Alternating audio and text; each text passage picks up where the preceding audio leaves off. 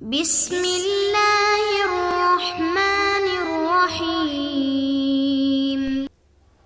السلام علیکم محترم سامعین اور عزیز طلبہ کرام، امید کرتا ہوں کہ آپ تمام احباب خیر و عافیت سے ہوں گے۔ آج کا ہمارا سبق نمبر 68 ہے، جس میں ہم شاعر البرج بن مسہر الطائی کو پڑھیں گے۔ ان کا تعارف کچھ یوں ہے کہ ان کا تعلق قبیلہ جدیلہ طئی سے ہے، اور یہ حضرات نشیبی علاقے میں رہتے تھے۔ ان کا ایک دوسرا قبیلہ غوث بن طئی جو پہاڑی علاقے میں رہائش پذیر تھا۔ ہوا یوں کہ جدیلہ بنی طئی کا ایک شخص، جس کی اونٹنی غوث بن طئی کے ایک آدمی پر کسی معاملے پر آ گئی تھی، یعنی اس کے پاس وہ اونٹنی موجود تھی، کسی معاملے میں اس نے پکڑی تھی۔ اپنی اونٹنی کا مطالبہ کرنے لگا تو وہ دینے سے اس نے انکار کر دیا کہ میں نہیں دوں گا، جس کی وجہ سے ایک جنگ چھڑ گئی، شروع ہو گئی، جو کم از کم 30 سال تک رہی۔ آخرکار جدیلہ کو شکست فاش ہوئی اور وہ بنو کلب کے پاس پناہ گزین ہونے پر مجبور ہو گئے۔ ان کی پناہ میں غالباً وہ 20 سال رہے، لیکن وقت گزرنے کے ساتھ ساتھ بنو کلب کی طرف سے ان کی جانب لاپرواہی اور بے رخی ہونے لگی، اور بعض ایسے واقعات پیش آئے جو ان کے باہمی ربط اور تعلق کے لیے خلفشار کا باعث تھے۔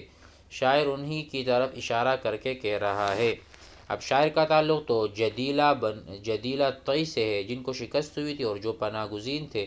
اب بعض روابط کی وجہ سے اختلاف ہوا ان کا بھی بنو کلب سے، جو ان کو پناہ دینے والے تھے۔ اب انہوں نے جو اشعار کہے ہیں اس میں یہ داستان سنا رہے ہیں، آئیے اس کو پڑھتے ہیں اور سمجھتے ہیں۔ وقال البرج بن مسہر الطائی فنعم الحي كلب غير أن رأينا في جواره ميهانات، ونعم الحي كلب غير أن رزئنا من بنين ومن بنات، فإن الغدر قد أمسى وأضحى مقيما بين خبت إلى المسات، تركنا قومنا من حرب عام ألا يا قوم للأمر الشتات، وأخرجنا الأيام من حصون بها دار الإقامة والثبات، فإن نرجع إلى الجبلين يوما نصالح قومنا حتى الممات۔ یہاں پر شاعر بنو کلب، جنہوں نے ان کو پناہ دی تھی، اس کی تعریف کر رہے ہیں۔ فنعم الحی، یعنی بہت اچھا قبیلہ ہے اور بہت اچھی قوم ہے بنو کلب۔ قبیلہ بنو کلب بڑا اچھا قبیلہ ہے۔ فنعم الحی، نعم الناس، نعم القبیلہ او نعم القوم کلب، غیر ان، اس کے سوا، غیر ان ای سوا ان رأینا، اس کے علاوہ جو ہم نے دیکھا ہے، فی جوارہم، ان کے پڑوس میں، حناتی، حنات کہتے ہیں ناپسندیدہ عادات اور ناپسندیدہ امور کو۔ تو شروع میں تو وہ کہہ رہے ہیں کہ نعم الحی کلب، بنو کلب کا قبیلہ اور یہ قوم بہت اچھی ہے، لیکن غیر ان، اس کے علاوہ کہ ہم نے دیکھا ہے، فی جوار، جوار کہتے ہیں کسی کے پڑوس میں ہونے کو، اور جار کہتے ہیں پڑوسی کو۔ ھذا جاری، یہ میرا پڑوسی ہے۔ رأینا فی جوارہم حناتی، ناپسندیدہ عادات ہم نے دیکھی ہیں، جس کا تذکرہ یہاں پر مناسب نہیں ہے۔ وَنِعْمَ الْحَيُّ كَلْبٌ، اور یہ بہت اچھا قبیلہ ہے۔ غیر ان، اس کے علاوہ، رُزِئْنَا مِن بَنِينَ وَمِن بَنَاتِ، مگر ہمیں ان سے لڑکوں اور لڑکیوں کی بابت تکلیف پہنچی، یعنی ہمارے بچے اور بچیاں ان میں بہت ضائع ہوئی ہیں۔ رُزِئْنَا، رُزِئْنَا کا ترجمہ ہوگا مصیبت پہنچنے کا۔ رُزِئْنَا ای اصبنا، جس میں اصابک، ماذا اصابک، آپ کو کیا تکلیف پہنچی۔ تو اسی طرح نحن اصبنا، اصاب یصیب، اور اصبنا ماضی مجہول جمع کا صیغہ ہے، متکلم کا، جمع متکلم ماضی مجہول۔ نحن اصبنا، ہمیں تکلیف پہنچی ہے، من بنینا، لڑکوں اور لڑکیوں کے متعلق، انہوں نے ہمیں تکلیف پہنچائی ہے۔ فإن الغدر قد امسى وأضحى، اور جو کچھ ہوا، اس لیے کہ دھوکہ بازی ان کے مقام خبت اور مسات کے درمیان صبح و شام مقیم رہتی ہے۔ کہتے ہیں الغدر یعنی دھوکہ بازی، امسا رات بھی کرتی ہے، اضحیٰ صبح بھی کرتی ہے، مقیماً اور الغدر مقیم، گویا کہ وہاں پر خیانت نے پڑاؤ ڈال دیا ہے، وہاں پر خیانت نے گھر بنا لیا ہے، بین خبتی ای مقام خبت ماء لکلب، یعنی یہ ان کی پانی کی جگہ، قبیلہ کلب جہاں سے اپنے لیے پانی لے کر آتے ہیں، اور اسی طرح چوپایوں کو یعنی مال مویشی کو پانی پلاتے ہیں، اس جگہ میں خیانت ہے، الی المساتی، اور یہ دوسری جگہ ہے جہاں پر بھی پانی کا ان کا حوض ہے یا تالاب وغیرہ ہے۔ تو ایسی جگہ ہیں جہاں پر ہمارے بچے اور بچیاں ضائع ہوئی ہیں، تو یہ ایک خیانت والی جگہ صبح و شام ادھر ہوتی ہے۔ مزید کہتے ہیں ترکنا قومنا من حرب عام، ہم نے اپنی قوم کو جنگ کے سال سے خیر بات کہا تھا۔ کون سی قوم؟ جو تھی غوث ابن طی، یہ تو جدیلہ ہے نا، جدیلہ ابن طی، اور وہ ہیں غوث ابن طی۔ تو کہتے ہیں ترکنا قومنا، ہم نے اپنے قوم کو چھوڑ دیا ہے، من حرب عام، ایک سال جنگ کے بعد، الا یا قوم للامر الشتاتی، اے میری قوم تعجب کرو اس امر پراگندے اور متفرق پر جس کی وجہ سے ہمارا شیرازہ بکھر گیا، یعنی وہ وقت جب ہم نے جنگ کی تھی اپنے قوم سے، وہ آج ہم اس کا خمیازہ بھگت رہے ہیں۔ ٹھیک ہے، کہہ رہے ہیں الا یا قومی، اے میری قوم یاد کرو اس دن کو جو ہمارے بچھڑنے کا سبب بنا، للامر الشتاتی، اب جو چیزیں ہمارے سامنے ہیں متفرق ہیں اور بکھری پڑی ہوئی ہیں، ہمارا برا حال ہے، تو یہ اسی کا خمیازہ آج بھگت رہے ہیں اور ہمیں وہ مل رہا ہے۔ وَأَخْرَجْنَا الْأَيَامَ، اور ہم نے ان قلعوں سے عورتوں نے نکالا، اور ہم کو ان قلعوں سے عورتوں نے نکالا، من حصون، حصون جمع حصن، حصن کہتے ہیں محفوظ جگہ کو یا ایک قلعے کو، قلعہ نما کوئی جگہ ہو، تو کہتے ہیں وَأَخْرَجْنَا الْأَيَامَ، ہمیں نکالا عورتوں نے، من حصون قلعوں سے، بہا دار الاقامت والثبات، اور جن میں ہمارا دار الاقامہ تھا، یعنی کہ ہم ان کی حفاظت قلعوں میں نہ کر سکے، جس کی وجہ سے پناہ لینے کے لیے نکلنا پڑا، اگر عورتیں نہ ہوتی تو ہم نہ نکلتے۔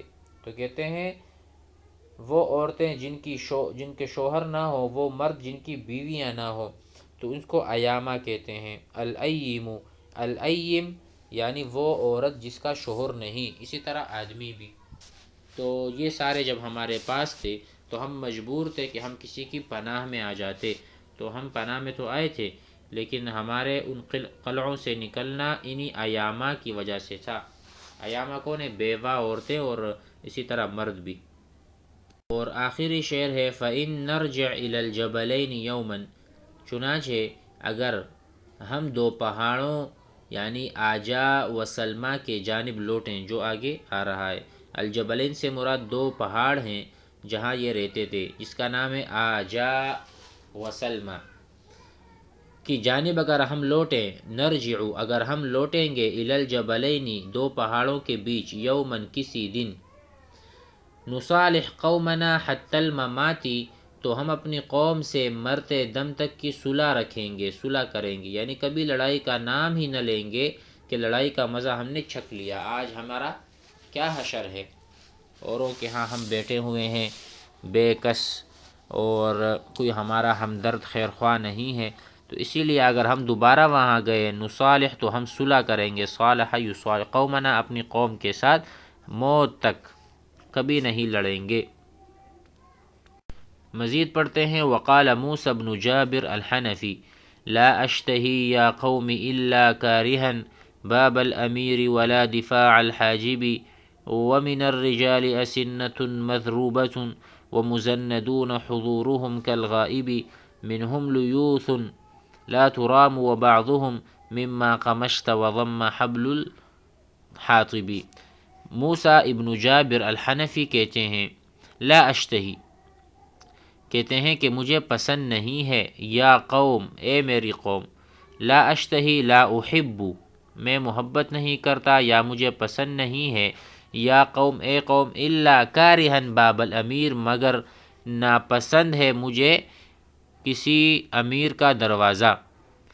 کہتے ہیں کہ میں امیر کے دروازے پر آنے اور وہاں دربان کے دھکا دینے کو پسند نہیں کرتا مگر بکراہت. دیکھو کہتے ہیں لا اشتہی الا کارہن باب الامیری ولا دفاع الحاجب. دفاع دھکا، دفع یدفع، انا دفعت السیارہ میں نے گاڑی کو دھکا دیا، دفعت الرجل میں نے آدمی کو دھکا دیا. تو دفاع الحاجب، حاجب کہتے ہیں دربان کو.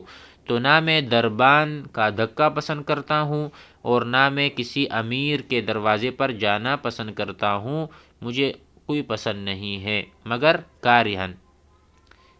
لیکن جب مجھے کوئی لے جاتا ہے تو زبردستی لے جاتا ہے، ورنہ میرا کوئی جانے کا وہاں موڈ نہیں ہوتا. اسی طرح وَمِنَ الرِّجَالِ أَسُنَّةٌ مَضْرُوبَةٌ اور لوگوں میں سے بعض تیز نیزے ہیں، یعنی کہ تیز نیزوں کی طرح عزم پر عمل کر گزرتے ہیں، یعنی وہ جب کہتے ہیں وہ کر گزرتے ہیں. وَمِنَ الرِّجَالِ اور وہ لوگ اسنہ کہتے ہیں تیز دھار نیزے، یعنی ایسے نیزے جو تیز دھار ہیں. تو بعض لوگ اس تیز دھار نیزوں کی طرح ہیں. مزندون آگے آ رہا ہے، مزندون یعنی بخل والے. حضورہم کالغائب ان کا حاضر ہونا بمنزلہ غائب کے ہے، یعنی ان کا ہونا نہ ہونا برابر ہے. جو لوگ بخیل ہیں، بخل کرنے والے ہیں. ومن الرجال اسنۃ مضروبۃ، مضروبہ کا ترجمہ ہم کریں گے یہاں پر رجل مزند، اس کا بھی آپ کہہ سکتے ہیں کہ یہاں پر جو اس کا ترجمہ ہے وہ ہے اور بعض بخیل یا جھوٹے، مضروبہ جھوٹے ہیں کہ ان کی موجودگی مثل غائب کی، یعنی ان کا وجود اور عدم دونوں برابر ہیں. تو بعض لوگ ایسے ہیں اور بعض لوگ ایسے ہیں. اس کے آگے کہتے ہیں منہم لیوث لا ترام لبعضہم، ان میں سے بعض شیر ہیں، منہم ان لوگوں میں سے بعض شیر کی طرح. لیوث جمع لیث، لیث کہتے ہیں شیر کو. لا ترام لا تقصد وبعضهم مما قمشت وضم حبل الحاطب، ترجمہ ہے کہ ان کی ہیبت کی وجہ سے ان کا قصد نہیں کیا جاتا. لا ترام لا تقصد لا تہدف، ان کو ہدف نہیں کیا جاتا، کوئی اس کو ٹارگٹ نہیں کر سکتا. کیوں؟ اس کی ہیبت اتنی ہے، وقار اتنی ہے، کیونکہ وہ شیر کی مانند ہیں. وبعضهم اور بعض ایسے ہیں اس میں مما قمشت کہتے ہیں، اور بعض وہ ہے جن کو تو نے بے سوچے سمجھے جمع کیا. کس کی طرح؟ وضم حبل الحاطبی، جمع کرنے والا جب جمع کرتا ہے لکڑیوں کو، اور جن کو لکڑی جمع کرنے والے کی رسی نے ملا دیا. کہتے ہیں یعنی جیسے لکڑیاں جمع کرنے والا رطب و یابس، ردی و جید، بلکہ بسا اوقات سام کو بھی رسی میں باندھ کر اٹھا لیتا ہے، ٹھیک اسی طرح بعض لوگ بھی رطب و یابس کا مجموعہ ہوتے ہیں کہ سب پر اچھے ہونے کا حکم نہیں لگایا جا سکتا. تو کہتے ہیں بعض لوگ تیز نیزوں کی طرح ہوتے ہیں، بعض بخیل ہوتے ہیں، ان کا وجود عدم وجود برابر ہوتا ہے. بعض شیر کی طرح ہوتے ہیں، ان کو کوئی قصد نہیں کر سکتا. اور بعض تو ایسے ہوتے ہیں کہ جس طرح ایک بندہ لکڑیاں جمع کرتا ہو تو سام کو بھی جمع کر لے اس میں. وضم ضم یضم ملانا، حبل کہتے ہیں رسی کو، حاطب جو لکڑیاں یعنی حطب جمع کرنے والے کو حاطب کہتے ہیں. وحاطب اللیل. امید ہے آج کا سبق بھی آپ حضرات کو سمجھ میں آ گیا ہوگا. والسلام علیکم.